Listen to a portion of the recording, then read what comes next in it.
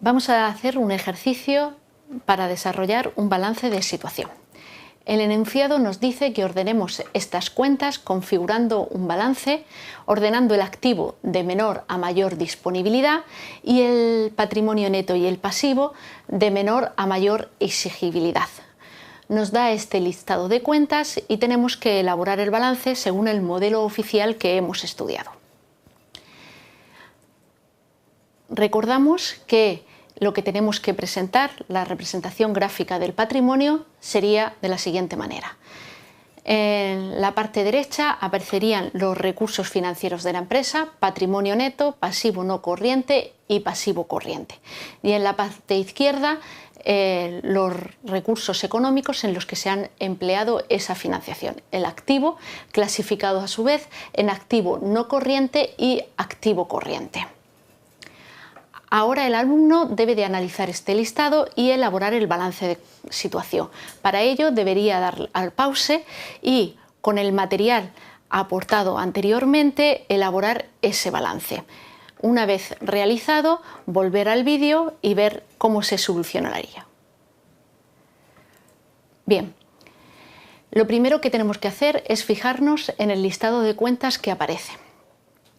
Si nos fijamos en las dos primeras cuentas, propiedad industrial y aplicaciones informáticas, ambas tienen código 20.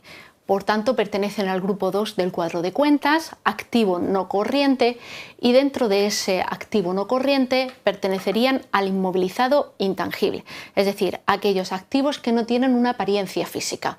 En concreto, propiedad industrial me recoge las patentes o marcas de que disponga la empresa y las aplicaciones informáticas, los programas informáticos de que disponga. Las definiciones de todas las cuentas aparecen en la quinta parte del Plan General Contable. Bien, esas dos cuentas estarían dentro del activo no corriente, el inmovilizado intangible. Si nos fijamos, aparece también la cuenta amortización acumulada del inmovilizado intangible. Esa cuenta que me recoge la amortización, es decir, el deterioro del inmovilizado intangible debido al paso del tiempo y al uso. Habíamos visto que esas cuentas restan a los elementos de activo correspondiente. Por tanto, el importe de esa cuenta irá restando a las dos anteriores. Si nos fijamos en las tres siguientes cuentas, terrenos, construcciones y maquinarias, las tres de código 21, por tanto, activo no corriente, inmovilizado material.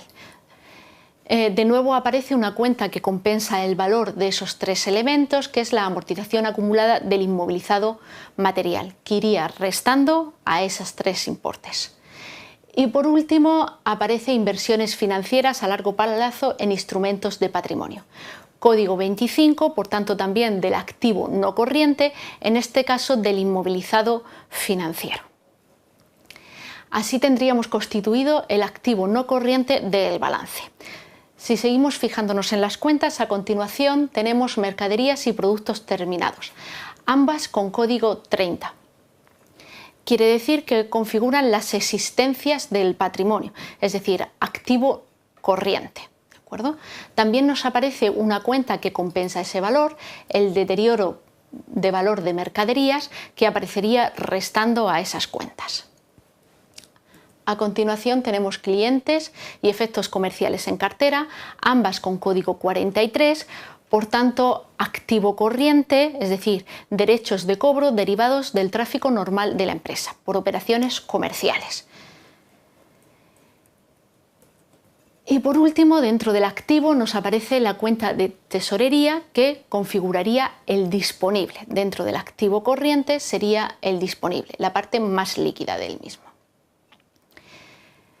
Dentro de la estructura financiera tenemos esas cuatro primeras cuentas que configuran el patrimonio neto. Si nos fijamos en el código de las mismas, todas son del grupo 1 y de los subgrupos 10, 11, 12 y 13, que como habíamos visto corresponden a elementos patrimoniales de patrimonio neto. ¿De acuerdo? A continuación tenemos la cuenta deudas a largo plazo con entidades de crédito, del código 17, por tanto financiación ajena a largo plazo sería pasivo no corriente.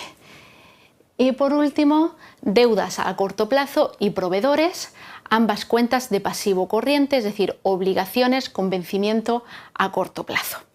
El balance de situación quedaría de la siguiente manera.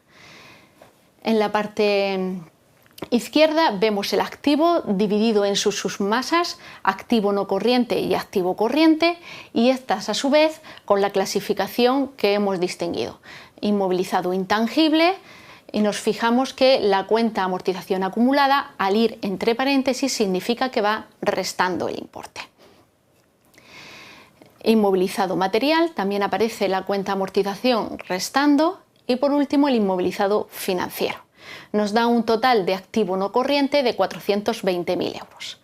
Dentro del activo corriente aparecen también distinguidas las cuentas de existencias, de realizable y de disponible, que nos da un total de 220.000 euros. El total de la estructura económica o activo de esta empresa es de 640.000 euros. Si nos fijamos ahora en la estructura financiera, vemos que aparece en primer lugar el patrimonio neto, con las cuentas que hemos señalado anteriormente y que tienen un importe total de 470.000 euros. A continuación aparece el pasivo no corriente por importe de 70.000 euros y el pasivo corriente por importe de 100.000. Vemos que la estructura financiera suma también 640.000 euros. Recordamos que la ecuación fundamental que estudiamos en contabilidad hacía que siempre la estructura financiera de un balance tenía que ser igual a la estructura económica. Muchas gracias.